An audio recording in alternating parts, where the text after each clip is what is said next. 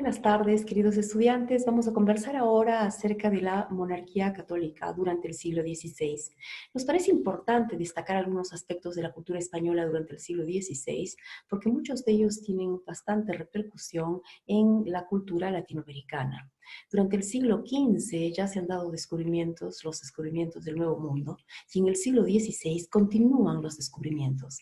Esto pone a España en una situación privilegiada y le otorga una hegemonía sobre el resto de naciones europeas.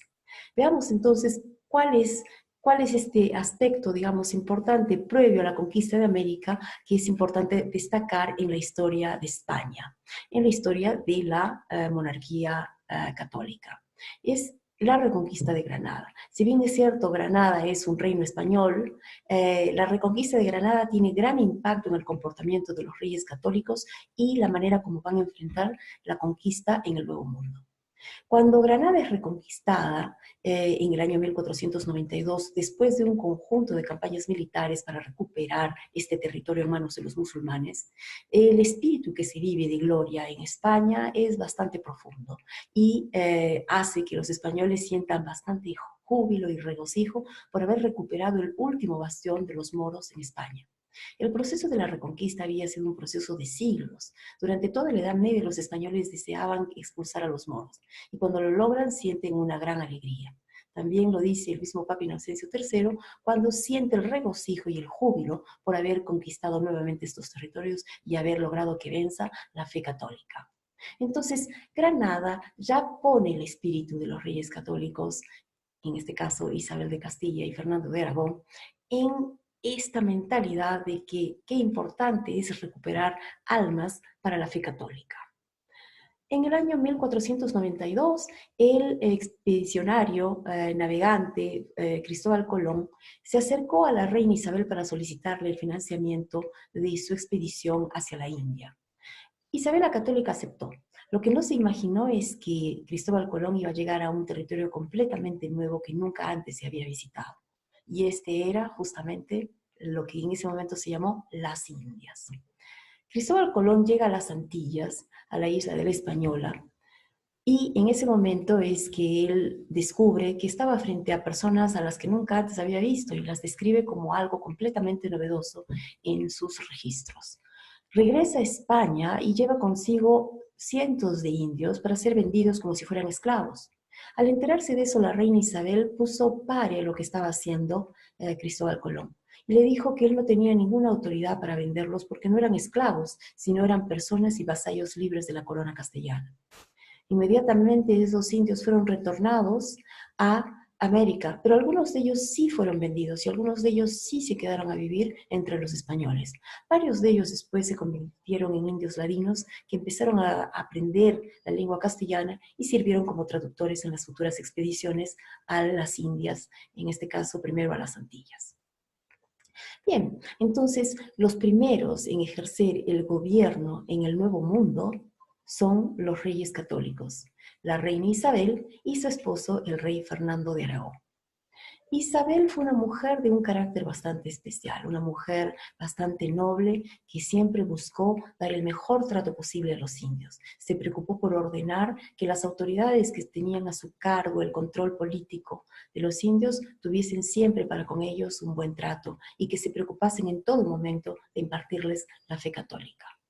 Como ustedes verán, la corona castellana tuvo entonces un impacto muy importante en los inicios de la conquista y también en los inicios de la evangelización. Isabel de Castilla, en el año 1493, se acercó al Papa Alejandro VI para solicitarle una bula que la hiciese y la convirtiese en dueña o señora de los territorios que había descubierto. El Papa Alejandro VI le otorgó una bula que llevó como nombre Inter Caetera en el año 1493 y a través de esta bula le otorgaba, le asignaba los territorios que había descubierto y los que fuese a descubrir, a cambio de una sola condición.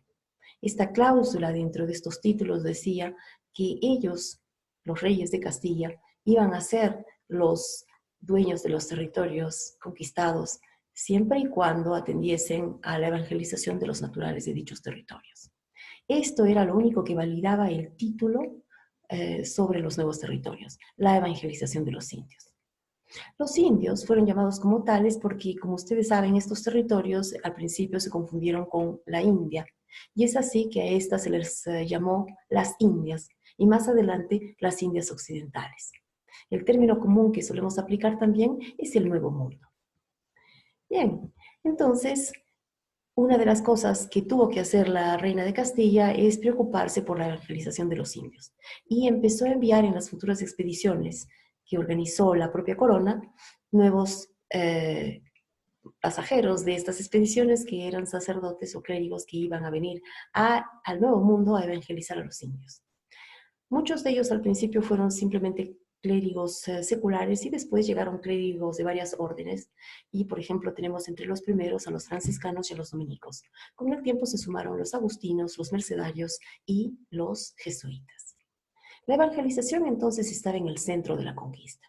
Era importante para la reina Isabel que se cumpliese lo que le había ordenado el Papa, y ella tenía que hacerlo a través de sus encomenderos.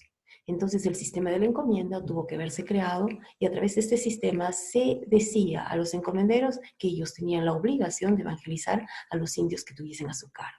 Sin embargo, esto no fue tan sencillo ni fue tan fácil de implementar.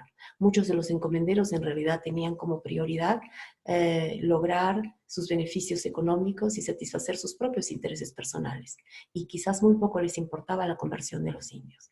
Algunos de ellos, más piadosos y mejores católicos, sí se preocupaban de que los indios tuviesen tiempo para la doctrina católica, pero el abuso sí estaba presente, y esto fue algo que los propios clérigos denunciaron. Uno de esos clérigos, preocupados siempre por abogar por los indios, fue el célebre Bartolomé de las Casas, un dominico que vivió en la isla de la Española y que con el tiempo escribió muchas obras y muchos memoriales dirigidos al Consejo de Indias y al rey, para que así pudiese ponerse orden donde había agravio y abuso contra los indios. Bien, Bartolomé de las Casas entonces es un personaje importante, reconocido como protector de los naturales en las Indias. Entonces, ¿qué tenía que hacer la encomienda en todo esto? La encomienda era el mejor tipo de organización que encontró la corona española, porque además se reflejaba muy bien y era prácticamente un sistema que ya se había utilizado en España, porque existía la encomienda peninsular. La encomienda peninsular era una encomienda justamente de carácter feudal, por la cual existía un encomendero que tenía a cargo a vasallos, y estos vasallos trabajaban para él y le reportaban un beneficio económico que también era compartido con la corona. En este caso, la encomienda entonces de carácter feudal estableció algo muy similar.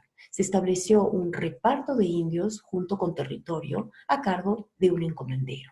Hubieron muchos encomenderos en el Perú con distintas cantidades de indios a su cargo.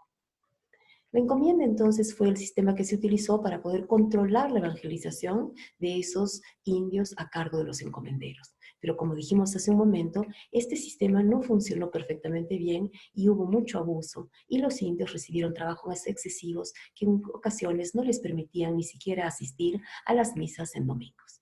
Entonces, este abuso fue reconocido por muchos sacerdotes, quienes se quejaron y dijeron que la encomienda interrumpía y estorbaba su trabajo evangélico. Bien, entonces estos temas de la encomienda y la evangelización de los indios son temas todavía arduamente debatidos.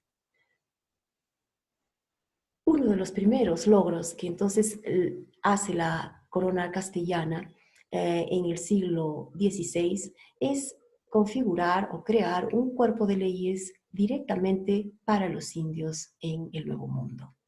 Y esto surge a raíz de la convocatoria del propio Fernando II, que era el esposo y regente de las Indias al fallecimiento de la reina Isabel, y se encargó de hacer esta convocatoria a juristas y a teólogos para conversar acerca de lo que ocurría con los indios en el Nuevo Mundo. La base de esta convocatoria fue una prédica del fraile dominico Antonio de Montesinos en la isla de la Española, por la cual exhortaba a los colonos encomenderos a tratar mejor a los indios, porque él notaba los abusos que estaban ocurriendo en la explotación de las minas. Esta situación no se pasó por alto, y el propio rey se encargó de hacer esta convocatoria. Fueron largas las discusiones entre juristas y teólogos, y finalmente se logró este cuerpo de reglas.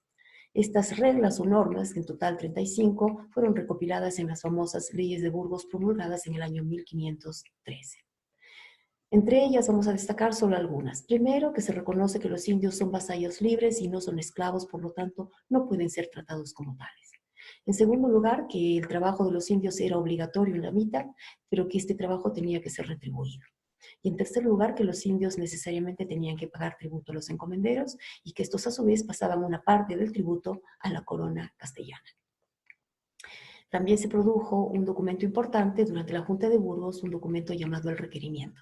Este requerimiento lo vamos a poder nosotros analizar en una tarea en el aula virtual. Bien, entonces en pleno siglo XVI, España es un imperio que tiene bastante, repitámoslo, poder, y es así porque domina muchos territorios en el mundo. Este dominio territorial implica un gran poderío político comparado con el resto de monarquías europeas y también implica un gran ingreso de ganancias al fisco español. En el año entonces, en el siglo XVI, perdón, los reyes Carlos I y Felipe II son los que van a ver la gloria del Imperio Español. A pesar de todos los esfuerzos que hace España para lograr la explotación de estos territorios y poder en muchas oportunidades vencer a sus enemigos, porque tuvieron muchos conflictos y muchas guerras que afrontar en el siglo XVI, España no pudo mantenerse y cayó en la bancarrota a fines de siglo, perdiendo su poderío en el siglo XVII. Muy bien, queridos estudiantes, hasta aquí con nuestra explicación sobre la hegemonía hispánica en el siglo XVI. Nos vemos y hasta pronto. Gracias.